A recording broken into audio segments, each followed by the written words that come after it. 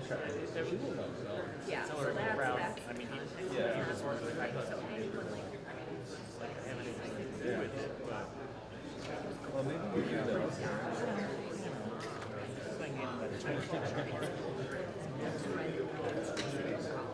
Wow. Yeah. that's the best. Okay. And she works within the range. People who don't have it's pronounced differently up there. And there's always they trying to get their range right. So Yeah. I think it's like it's pronounced differently up there. And I've always heard rangers and stuff be like, is she trying to not get it so they can change the Yeah. I don't know. I married into a range, like royalty, so I know way too much about that. I don't know if it's showing up. I think But more than forget more. that that's the roots and that's the last thing. Yeah. I married into the doctors and the hospital named after doing so. Sure. I know.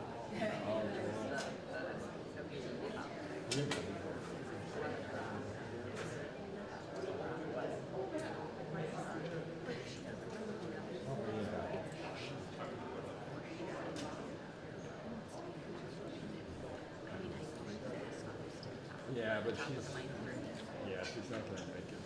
I think the the guy from Hawaii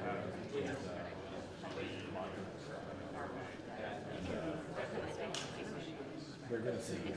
They're going to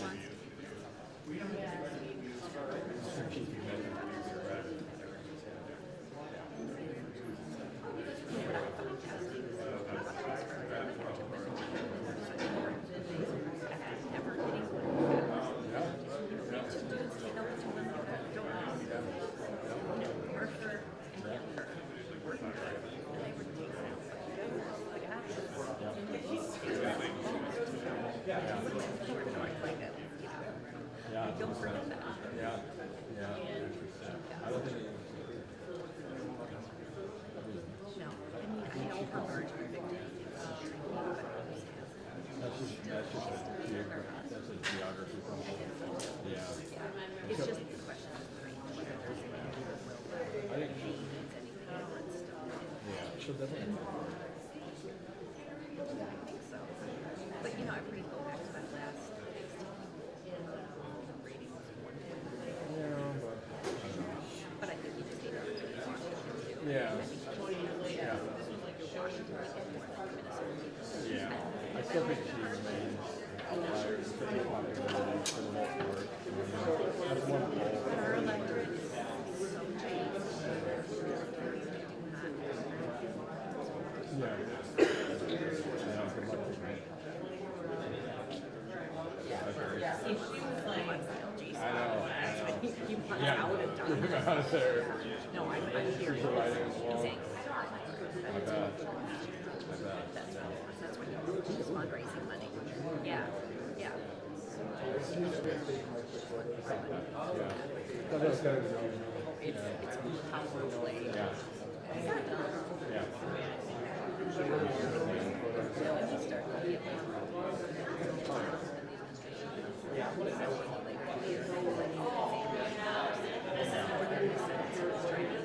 Yeah. I think it's unbelievable. Yeah, part of it was just people. That was a school dog. Yeah, zero to bottom. And then endorsed. Yeah, it was totally just school. That's how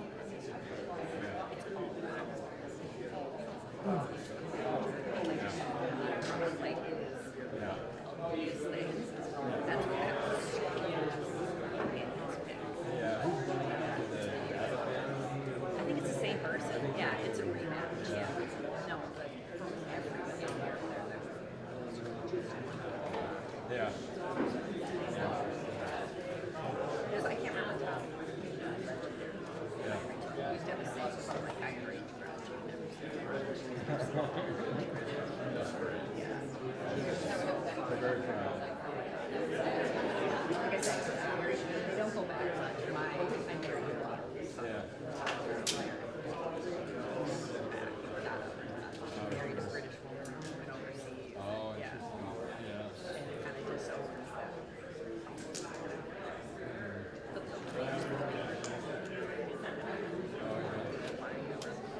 That's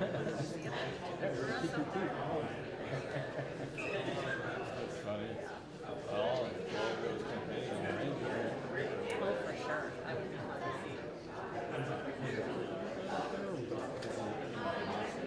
maybe the first time he actually thought it might be worth it. Yeah. Not much there. The all 87 counties campaign. So. But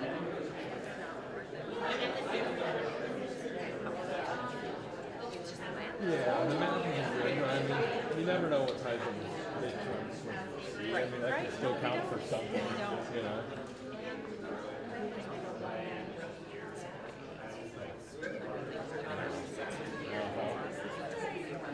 Yeah.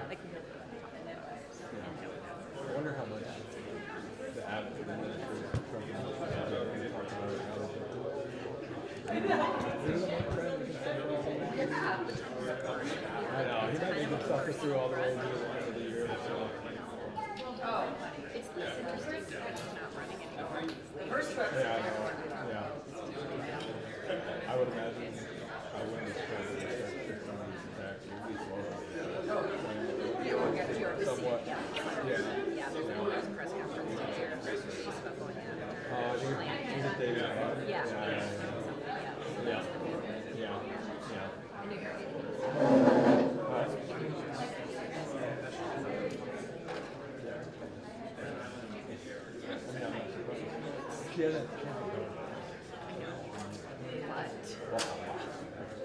There's reason to see Well, they're following up.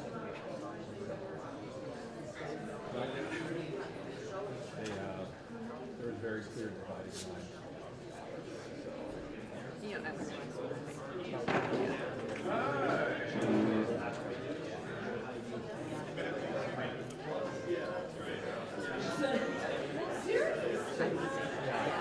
I just thought putting that change in my mind as I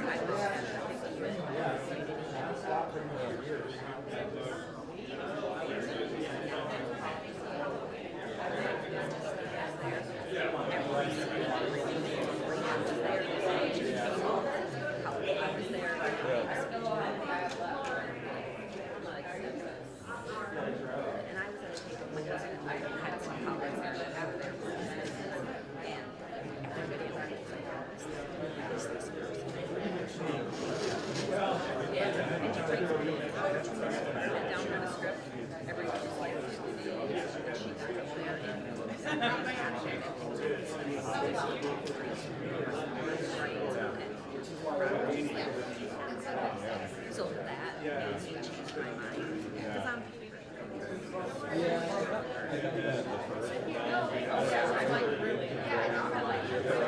well, you could very much agree. You could very much see like prayers.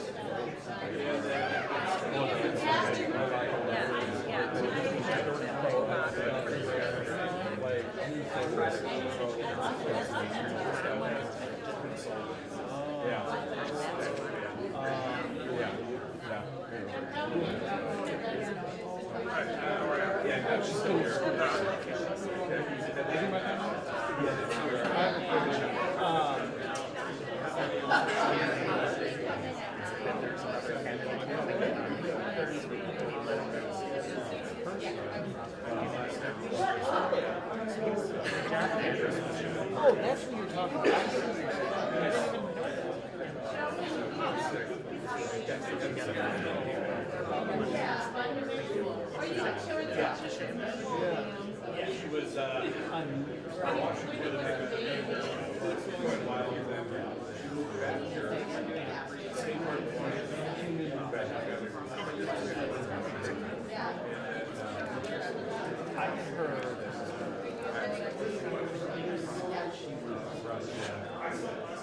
but then that means probably need to.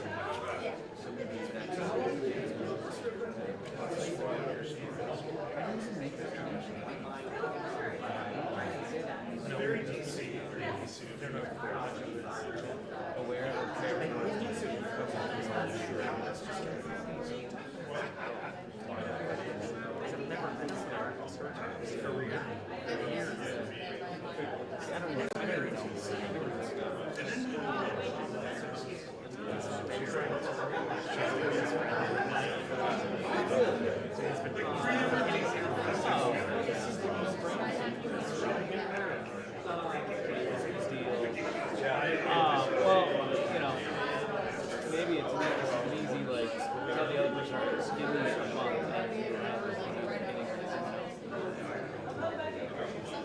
All right, I'm turning mine on. There. How you doing? Monty.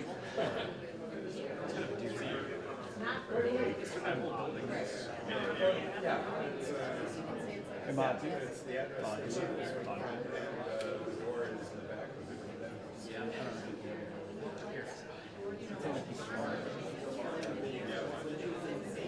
I'm hot now, you know. I think he's trying to hit that. Check. Like Robin's testimony cycle now, like that was going to be the main event of the week, right?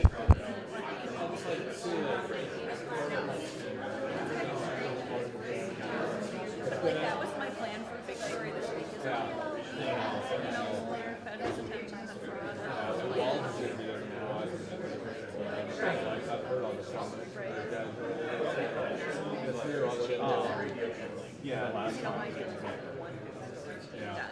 That's what I said. Well, you got the story. Yeah.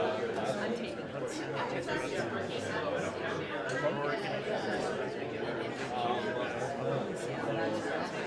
So is that going to be tomorrow or later on? Because I heard that too. Which I'll be reading for Friday. Yeah. Yeah, that was the one that. And actually, so my kids. Oh, really? Yeah, I know that's quirky to me too, but Robin explained that. Yeah, because it's like Yeah.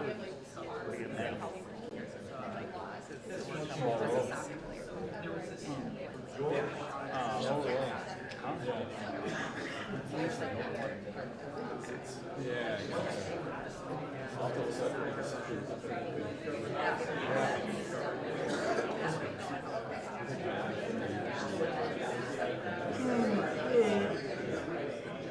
I'm hungry and I love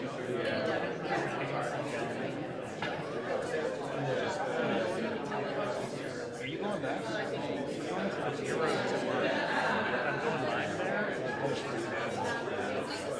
should look.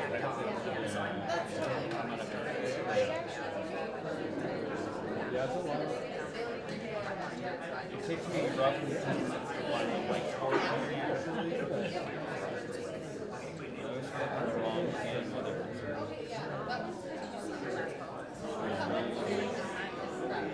Oh, I know the quote. here.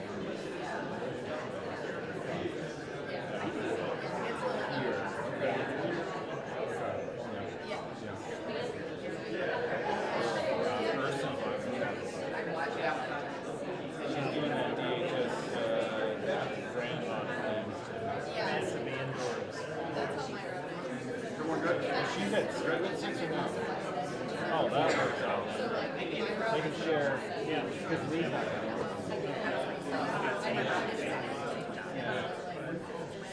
Oh, but that would be Jim or someone with a tech. We have a tech with Jim. Oh, well then the tech one's still. Oh, really? Go there. Then I can run up instead of having to be done. Or 3. It's funny because Davis' mom had like the protection measures. She's like, I just like your story about my daughter, and she's so weird.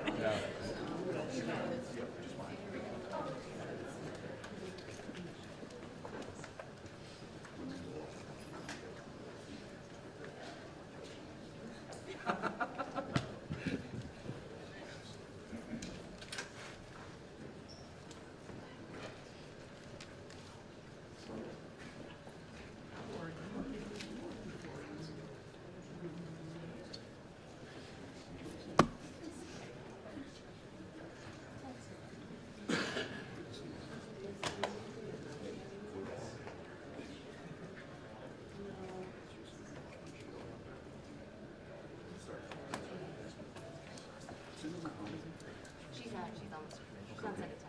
Great. Good morning. I'm Janice Downing of the Shake Event Center and the Historic Coliseum building. I'm one of the owners, and so is my partner, Alicia Belton. I'd like to welcome the governor of the great state of Minnesota back to our spaces today.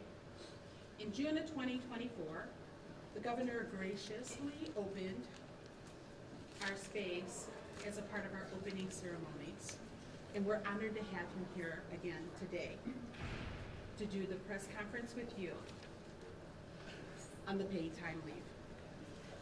I'd like to just take this time to say that our consulting practice, Common Sense Consulting at Work, has provided generous paid time off.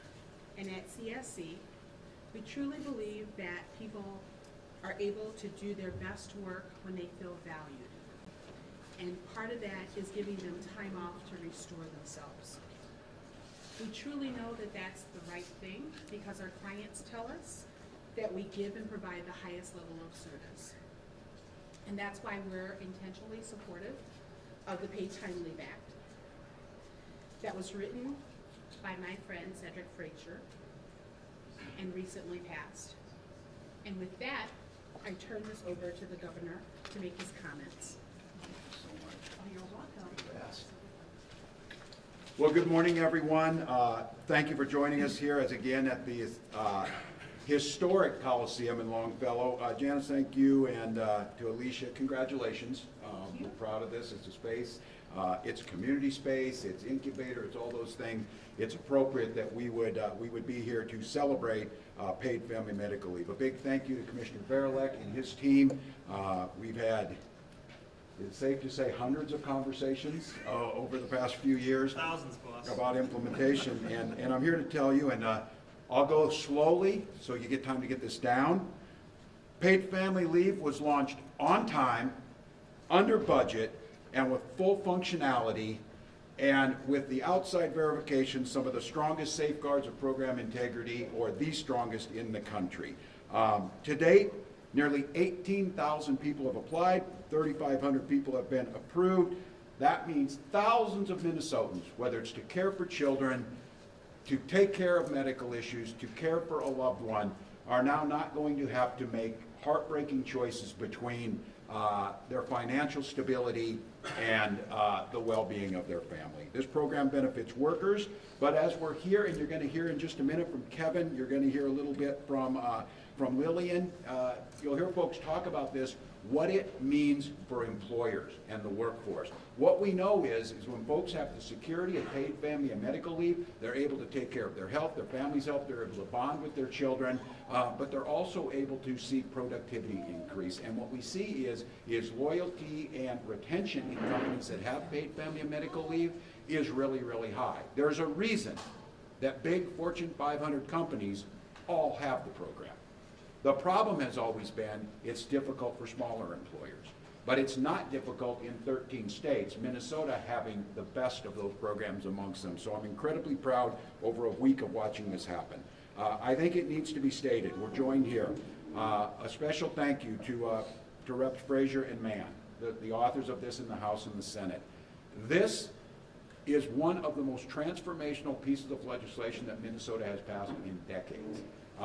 An entire career would go by, a successful career, with not doing something like this. These two leaders made that happen, and for me and the we have Rep. Sensamira, and I think we're going to be joined by Senator Mohammed, who were instrumental in helping us get this done, helping build the coalition to make this happen. We're implementing the program. We built a modern system around it. It is secure, and we've got the support lines. Hundreds of meetings with the team that was there in outreach to employers of ways to make this happen. We have done countless checks on this, and a few weeks ago, as we started to soft launch this thing forward, we did the checks and balance, the go, no-goes, and I just have to tell you, I express my deep gratitude. You've got some of those folks here in the back of the room.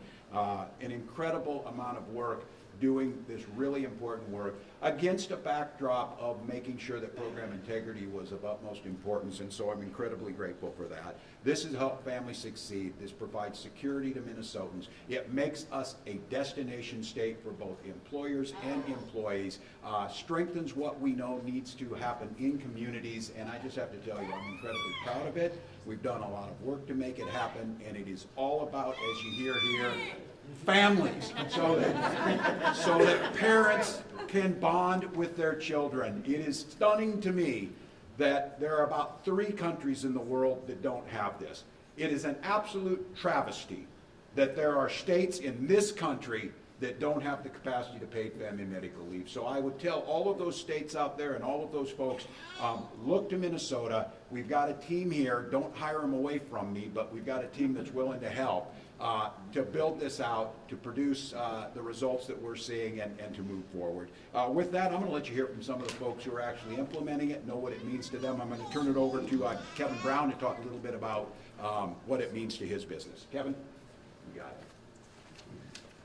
Thank you, Governor. My name is Kevin Brown. I'm the president of the Seward Civic and Commerce Association and the owner of Smart Set Community Printing. We're a union print shop located just a few blocks north of here in the Seward neighborhood. So, about 4 years ago, one of my employees had been with me quite a while, married her college sweetheart, and my wife and I attended her wedding. 3 years ago, on New Year's Day, she gave birth to her daughter. So obviously she wanted to keep her job. I wanted to keep her as an employee. And we had a lot of discussions about how she would get through the time that she needed to take off to bond with her new child. So she agreed to take her 3 weeks of paid vacation time, all in January. And after much deliberation, I agreed that it was the right thing to do to pay her for 3 weeks of paid maternity time. This was pretty expensive, and I spent a lot of hours pulling extra shifts, covering the work that she normally did, as well as paying for contract laborers to cover her shift while she was gone. So small businesses in Minnesota account for about half of the jobs in the state, and the majority of new jobs created. However, we pay 18 to 20% more for benefit plans like insurance, short-term disability, if we can get it at all. As the governor stated, it's pretty easy for large corporations to cover that expense, very difficult for small businesses.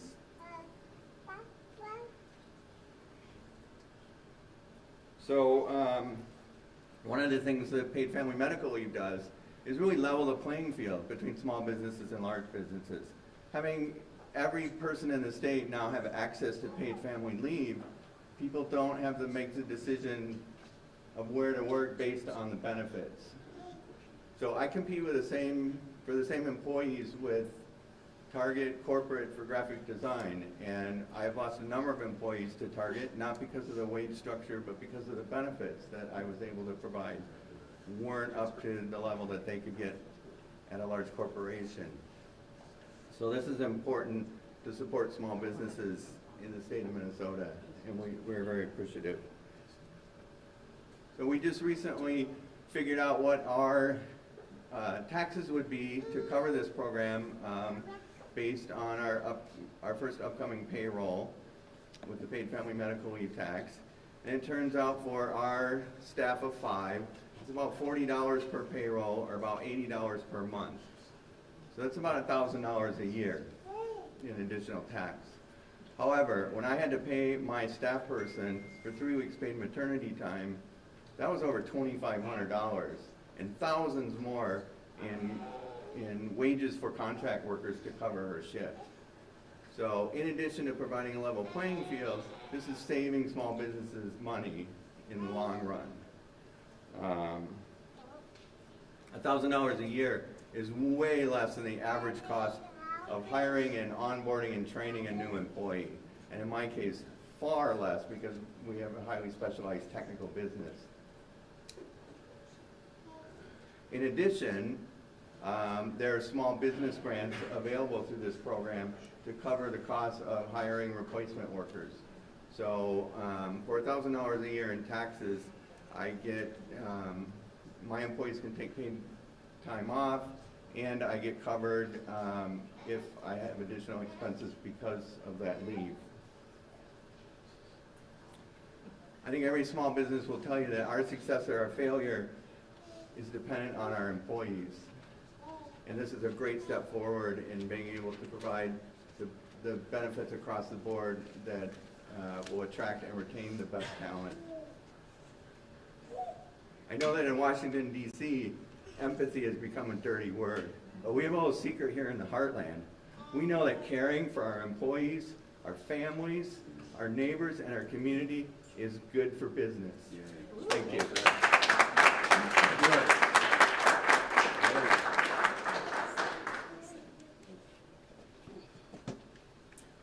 Hello, my name is Lillian Anderson, and I am the owner of Extensions Hair and Wigs. It's located right in this building at the corner. I am so emotional and so happy, I don't even know where to start. I'm originated from Cameroon, West Africa. I've been here. After 30 years, I stopped counting, so don't ask me how long. But Minnesota is been one of the places that like we will say, my little village. I knew this was the right state when I relocated to United States. And this Minnesota Pay Leave program that just came up, I would really like to thank the governor and the legislation that came up with this bill. I wish that it would have happened during the time that I had an ill mother. I was able to take care of her. She was going through, diagnosed with ovarian cancer, and I had to take care of her for 7 years, and she passed. And running a business and being able to take care of your loved one was really, really difficult. And not only that, this bill is really going to help a lot of the clients because I specialize on hair and hair replacement. I serve a lot of customers that are going through alopecia, hair loss, or cancer treatment. And I have a lot of them that just being listening to them and what they go through emotionally during the time of, you know, when we sit and talk. And some of them are really, really being in the corporate world where they work, they're ending up losing their job because they did not have enough time to really fight the disease. And so with this opportunity for small business like myself, and also caregivers, which I did, and also, you know, just the whole demographic of business people, this is a great opportunity for us, for Minnesotans, and we really appreciate this bill being passed and this pay leave program, what it's going to do and help people across. And so, and also, I really am so happy because it's going to help a lot of the customers that I've served that have not been able to have some time off during the time of stress or just what they've been going through. This is really going to help them at least being able to manage whatever, you know, illness they're going through. So thanks, everyone.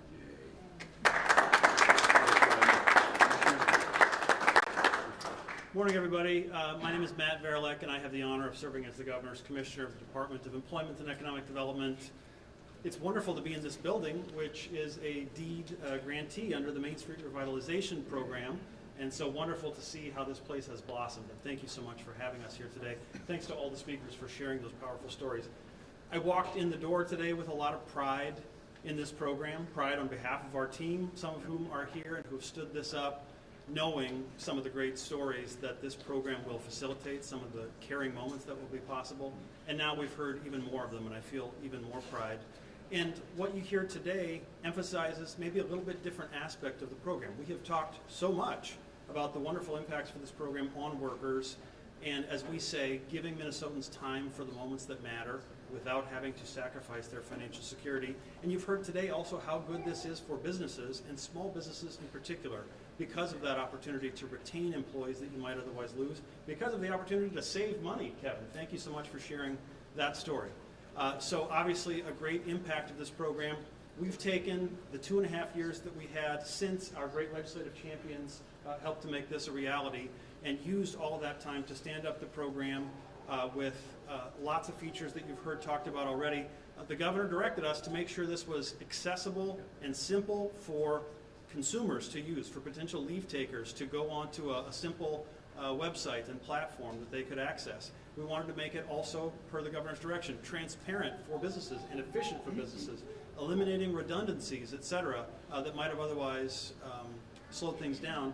And then finally, to emphasize building in integrity features to ensure at multiple layers that those who would try to abuse the program will be thwarted, that will be prevented, and will ensure that all the dollars going into the program are used for the purposes which they were intended. So, having done a beta launch back in November, having then done a soft launch in December, also at a business, Martha's Deli, fantastic deli, great homemade bread there, and then launched the program in full days ahead of time. We feel great about how we used that time, and most important of all, there are now parents with beautiful babies like that one who are spending extra time with those children and otherwise taking part in approved leaves in ways that will ripple beneficially across generations. Major impact. So at this point, I am meant to give back the podium to the governor, who I think is going to invite our legislators to speak. If I can just take a moment of personal privilege, given that the governor made some news yesterday, I want to emphasize that we talk about public service, and it's a term that rolls off the tongue, and maybe we don't think about what it means. The governor, you know from his biography, has embodied public service as a teacher, and as a coach, and as a soldier, and as a member of Congress, and now as our chief executive in this state. All of those jobs are of the sort that don't necessarily lead to personal enrichment, but they do allow you to enrich the lives of the people whose lives your work touches if you do the job well. And my goodness, look at how the governor has done this job with energy, with integrity, with selflessness, and with extraordinary impact. So thank you very much, Governor, for your service.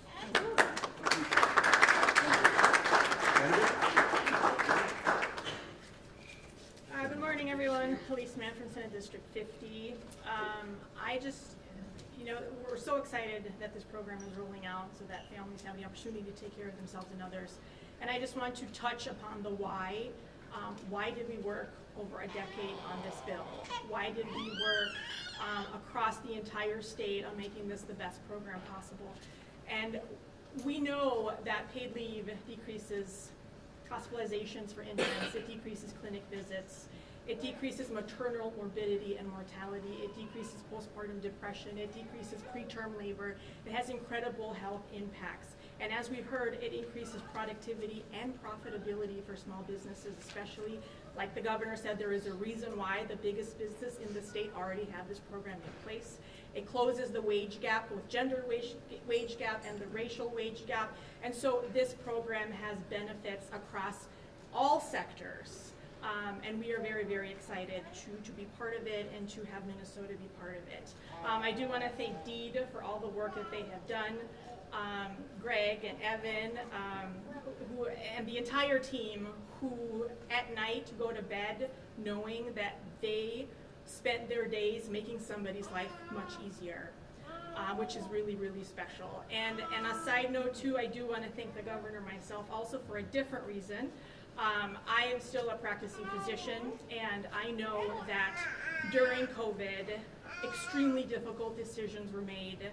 And I think we would have been significantly worse off if we had had somebody else in charge. And I do believe that the decisions that were made by Governor Walz during COVID-19 saved hundreds, if not thousands, of lives of Minnesotans. So I want to personally thank him for that. Thank you, Dr. Mann.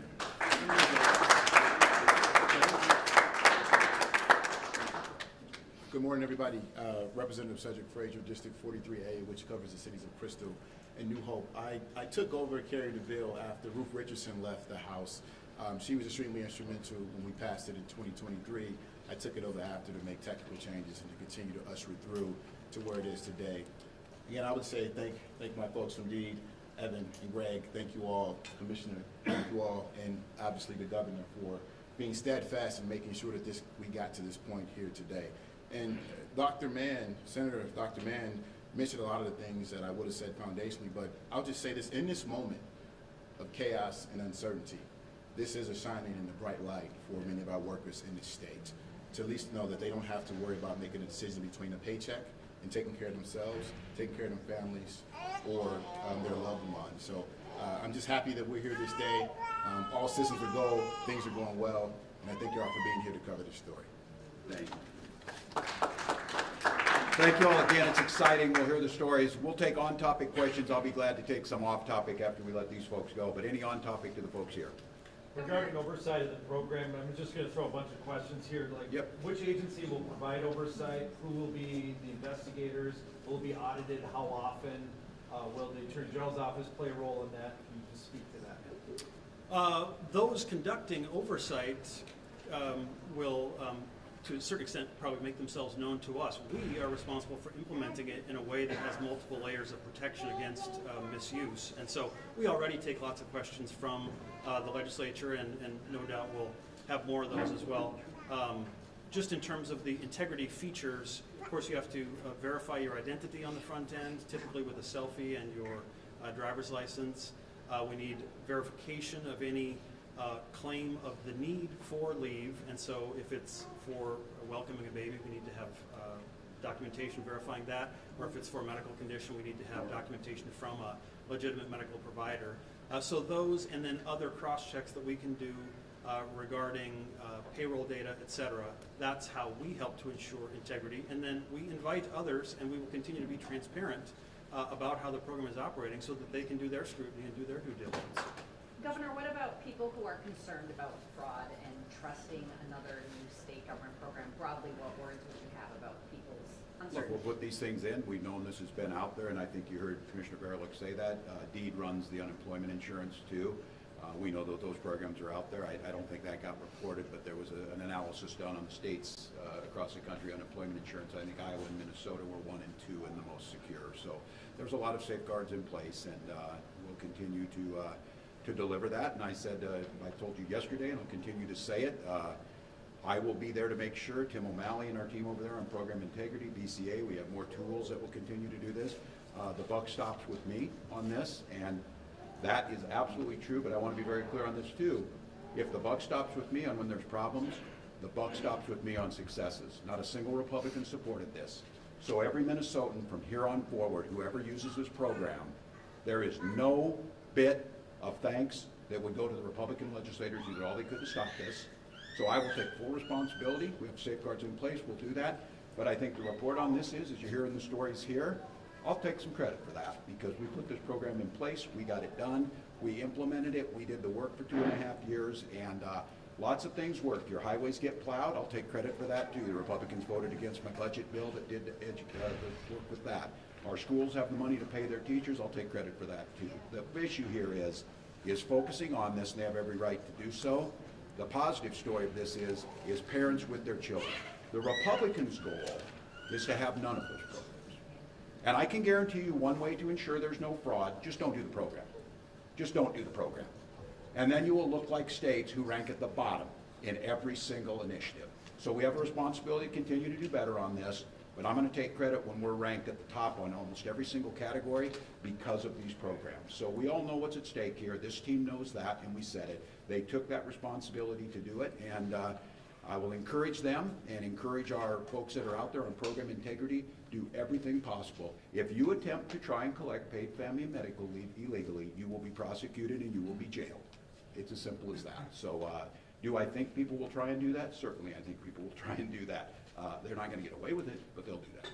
Commissioner, for the roughly 3,000 people who are already on leave, when do the payments start? Can they expect like this Friday, or is there a little bit of a lag? I think within days is that right? 12th. 12th. Yeah, so the 12th, and we have members of the team there. On the 12th would be the first one. Yeah. Commissioner, can you, you gave an update on Friday on the numbers in the first couple of days of the program. What have you guys seen since that update, and has that tapered off a little bit? Are you guys still having the same kind of, I think you said a week turnaround on Friday? Right. What's that look like? Yeah, and we did an availability yesterday and gave an update as well. There has been some reporting that I think was mistaken about how many applications have come in since the beginning of January versus when we opened for beta launch. So the numbers, I think, were 12,000 by January 2nd, which reflects all the way back to November. We had, I want to say, around 700 per day coming in over the weekend. On the business days, we've been closer to 2,000 coming in per day, and so I think the governor cited the number of a total of roughly 17,000. We want to emphasize that that is applicants, and then of course our team at DEED needs to do the adjudication where we're reviewing all the details and approving some, rejecting others, and in other cases seeking additional information so that we can render a judgment one way or the other. Do you have a sense of your approval rejection rate so far?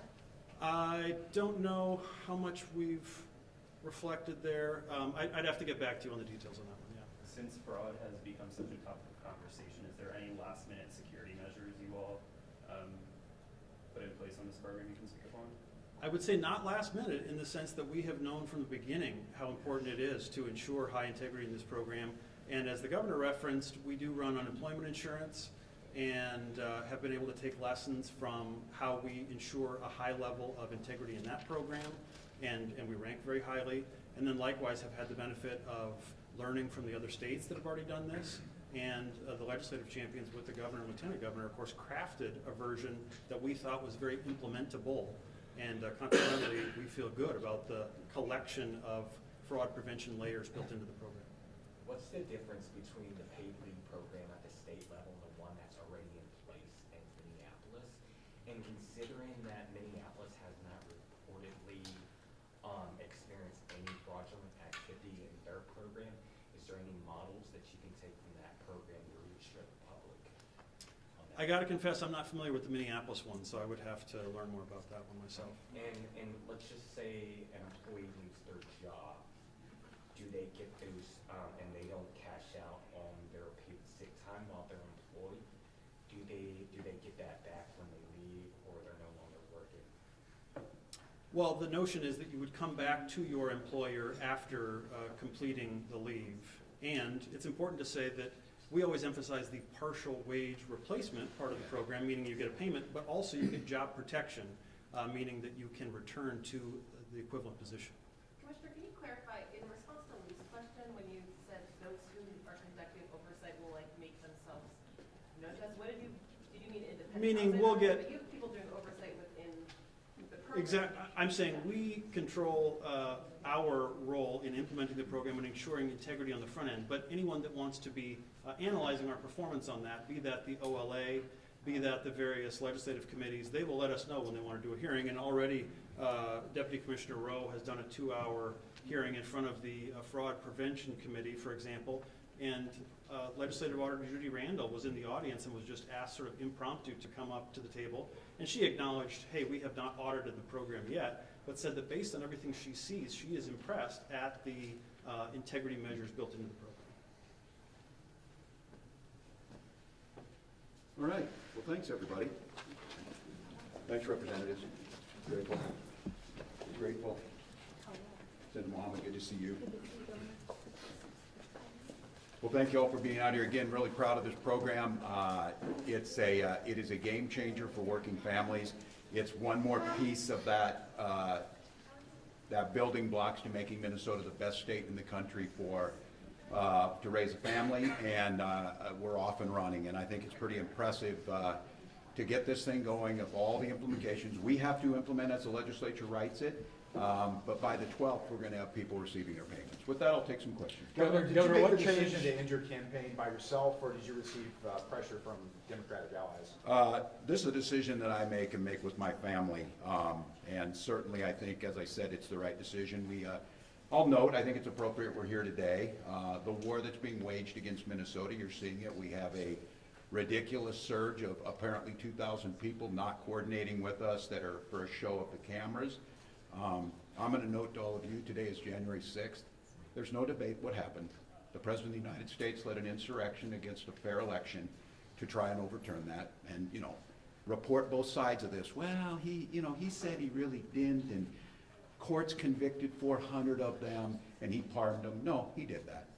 He did that, and that's today. And it's clear that we also saw today he implemented 5 states are being punished with a freezing of federal funds illegally that were appropriated by Congress, our tax dollars. And I find it interesting that Minnesota, California, Illinois, and New York were taking that. The interesting thing is the biggest fraud trial in the country is taking place in Mississippi today with $100 million of welfare fraud. I don't believe Mississippi was on that list. So look, this is a concerted effort to try and destroy the president's opponents, to destroy the rule of law, and it became apparent to me that he was going to do that with me being there, and I just feel, along with my family, that it's the best decision for Minnesota, and I feel very confident in that. I think it's going to be clear that Minnesotans agree with that. Governor, can you talk about more? Can you break down your conversation with Senator Klobuchar on Sunday? I've talked to everybody. Can you break down specifically the conversation with her? Did you recommend that she consider running? I spoke with. Was it your first conversation with I spoke with all of the delegation. Let them know. I spoke with a lot of key allies. I spoke with my family. And just let them know that this is what we were going to do. And Senator Klobuchar was one of those conversations. I think that we have a very deep bench. It's very clear to me. Again, I would mention this, that again, none of the people running for governor of Minnesota voted for this program. None of these folks running for governor condemned January 6th. And none of the people, the Republicans running for governor, had the damn common decency to Melissa and Mark's children, have asked them to stop doing what they're doing, the president. The question I would ask all of you is, you need to ask those people running for governor if they would ask the president to please stop attacking the Hortman children and telling lies about this. And so I am very confident a Democrat's going to win this. My conversation with Senator Klobuchar was the same conversation I've had with many others. Governor, there's been the constant drumbeat coming from Washington, from the White House to many of the different departments in Washington, talking about fraud and talking about you. What was the one thing that you heard that said, this is why I've got to step out? Was it that constant drumbeat coming at you, or was it more of a personal decision? No, I think it's a personal decision. It's effectiveness. I never took this job to be governor. I took the job to pass things like paid family medical leave. I took this job to get our children food.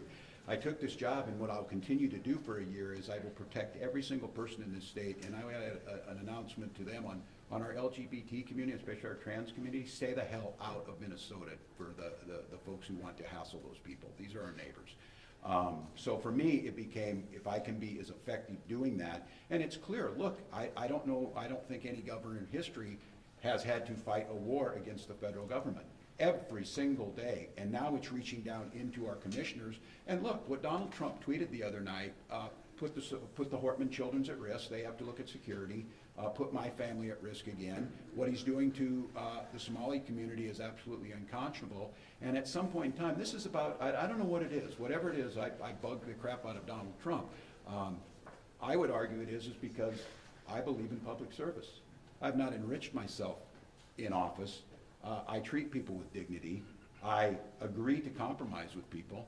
And the attacks on Minnesota are far beyond me, and it's hurting Minnesota. Here's what I have full confidence in, is Republicans are going to lose races up and down the ticket. Because where is their plan on health care as health care prices doubled? Where is their plan to push back on the president? Again, for God's sakes, the children of a murdered speaker, and they can't speak up and say, Mr. President, this is wrong, stop it. And you write a story that one retired legislator said it and one member. How can you not have every single one of them saying this is wrong? And I'm going to fight this without having to spend any time worrying about the politics of this. I'm going to fight it, making sure that Minnesotans are cared for. I'm going to fight it by doing the respect that we should have for rule of law. So I just think all of you see this. It is just going to be relentless. Why 2,000 folks? What are they coming? Do they want to coordinate with us? You saw a U.S. attorney stand up, which would have been let go by any other administration, speculating about things with no factual information. That's defamation. And that's coming from the U.S. Attorney. We are under assault like no other time in our state's history because of a petty, vile administration that doesn't care about the well-being of Minnesotans. My job is to protect the well-being of Minnesotans. So the good news on this is Republicans are sure they're going to lose the governor's race dramatically. That's fine by me. I don't care who sits in this seat as long as it's not one of them who hurt Minnesotans. I care that it's somebody who understands and respects this office. You just talked about the danger. Your daughter gave an interview talking a little bit about the danger. Was there any part of the governor that thought when you were making this decision, did it cross your mind that not by any nature of what you've done, but just because of you being you and being the target, that people's lives were in danger, whether they be, so you felt that danger for Sophie Call and other, that danger is a decision? Yes, and then for our Somali community, yes. Look, I'm on the list because whatever it is, they hate us. I may be on the list because of last fall. I may be on the list for whatever reason. But yes, that's exactly what it is. And look, I don't know how you spin the story other than him pushing that conspiracy theory. You don't have to listen to me. The Hortman children told you that. We shouldn't have to be talking about them. Respect their privacy. We just attended a wedding, which was a joyous day, with 2 empty seats from someone who was murdered. But, you know, there's rumors out there and all this. That is frickin' evil. And every one of you in this room knows it's evil. And that type of hate and those types of threats that are actionable, yes. And look, I'm concerned for my family, but I've got a little bit of protection now. My family, not so much. But what about Somali immigrants who are minding their own business? We've got 2,000 folks. We don't even know who they are. They'll be wearing masks, being here in Minnesota, harassing them. If you want us to fix fraud, come and help us. Come and help us do that. They're not interested in that. Governor, have you given any thought to what's next for you after you leave office? No. You're only going to be 62. No, I know. I'm going to run some more marathons. I'm going to defend my turkey trot title. I don't know if I told you all that I won my age group in the turkey trot. Look, I got a year of work to do here. I think it will be the most challenging year, and that includes probably COVID, because I caution Minnesotans, this is going to worse before it gets better. Everybody here knows, you will be nonpartisan and you will be fair in this, but the vast majority of the country knows this is because Donald Trump's in trouble. The Epstein files need to come out. The economy's sinking. We're fighting a war in Venezuela. I will tell you one thing on this, that today, people in Minnesota, the work that we did and the bill that I signed makes their life a lot better. And I would ask those folks who think Donald Trump's doing the right thing, do you think not getting paid family leave and fighting the war in Venezuela has improved your life? Because if it is, I don't know what I can say to you to help you vote for something, but that's where it's going to go. For me, I'm going to do this work. To be candid with you, what I'm really good at is I'm a really good geography teacher. And I think that's something where I would find the joy in getting back in there, trying to teach, do the things that we want to do. Last one here. Has the Optum fraud report come back to your office yet? Or when Not analyzed yet. The one I got today, and I'll tell you just as a heads up on this, we got the Axtell report back on Capitol Security, and that's my next step on this. And I do want to kind of preview a little bit here. If Republicans think that I'm not coming to make us more safe around guns, they are sadly mistaken. They are going to take votes on protecting our children, or they're not going to get anything else done. When that report comes back, that will give us, I think, some idea where we're going. I'm excited to see and hopeful what Tim O'Malley's going to see. I think you're seeing this. I feel pretty confident right now that the plan on how to get there is getting pretty well laid out. I think the gap analysis of where there were gaps is pretty well there. I think we're going to have to figure out how we implement some of the safeguards in place. Probably have to come back to the legislature. It'll be interesting to see, and I really do appreciate that question about the fraud committee. If I'm not mistaken, this planned meeting on fraud in this program before it implemented was the very first meeting ahead of trying to prevent. I need the legislator to help me on prevention. It's pretty easy after the fact to say this happened.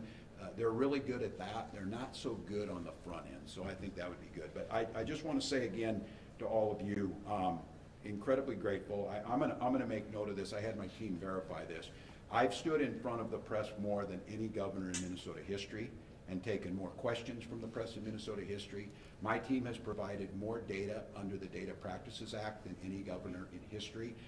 And I'm going to preview for you now and I would ask all of you for the help on this. It seems absolutely outrageous and a gap to me. The only people who aren't subject in state government to data practices are the legislature. And we've had a pedophile in the state Senate that we got no information about.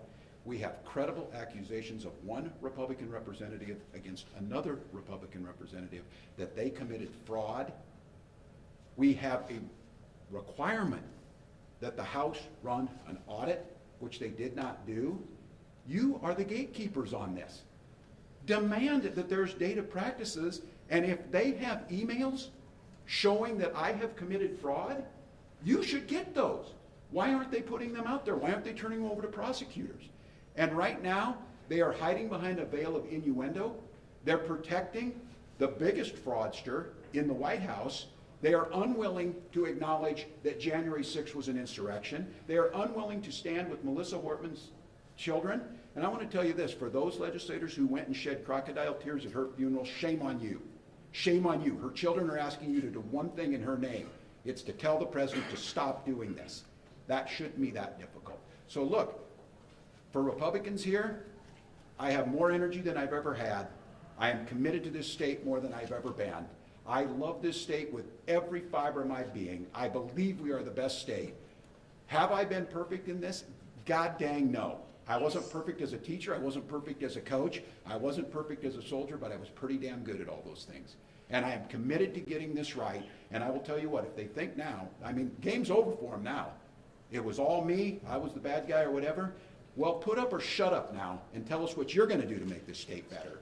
Answer these tough questions. Quit hiding behind this and expect for the next 11 months for me to ride you like you've never been ridden, to make sure that you're doing your job. I'm asking for your help. We need data practices with the legislature right now. You need to expect to get every one of my emails just like you have when you ask for them. Every one of my commissioners, you should be able to ask for those, which you can do, and we need to do that. Here's the thing that I'm going to ask all of you is, Republicans want to tear this state down. Republicans want to tell you it's too dangerous to walk down the streets. Republicans want to tell you there's nothing good comes out of Minneapolis, St. Paul. Republicans want to tell you everybody with brown skin is stealing money or that they're not welcome here. They want to do nothing to improve this state. Their idea of improving this state is being a parrot for Donald Trump, agreeing to everything that he agreed with. Well, here's what I'm going to tell you. It ain't happening. I'm not going anywhere. And you can make all your requests for me to resign over my dead body. Will that happen? I will fight this thing till the very end to make this state better. And the question that I think they need to decide is when did the guy in the White House resign? When does he take accountability for what he did? Because it isn't going to happen here in terms of us shying away from making the state better. So you'll get to see me more. The good news is on this is that I got no election to look forward to. I've been in front of you. I'll call on who I want to call on, and I'll watch what the press gets written, and we'll make sure that in this state there's full accountability for everybody. Because buck stops with me. I'm accountable for this. And because of that accountability, I'm not running for office again. But I have a year to continue to improve on a record that I think will stand up against anybody's, a record that has made Minnesota better, a record that makes people want to come here, and a record that has respected not only the dignity of people, but the idea of rule of law and camaraderie. So the one thing that I hate is anytime I get drug into being next to Donald Trump, God help me, I don't want to be judged against that guy. Judge me against an average Minnesotan going out to do their job every day and being decent to their neighbors. So thank you all, and we'll be back. Governor Swift is fired. Governor. Yeah. I think you would have said that even if I don't pay yourself. Absolutely. 100% right. It's not just getting